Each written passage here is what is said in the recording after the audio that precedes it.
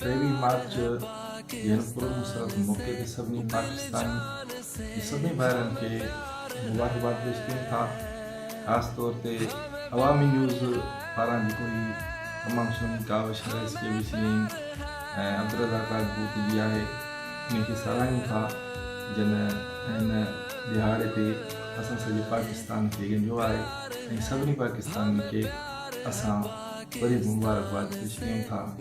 ऐं इहो तमामु बहितरीनु दिहाड़ो आहे जंहिंखे अवामी न्यूज़ सुठे तरीक़े सां निभाए पई ऐं अवामी न्यूज़ असांजी दुआ में इंशाअल्लाह अञा वधीक कामयाबी ऐं मक़बूलियत माणी।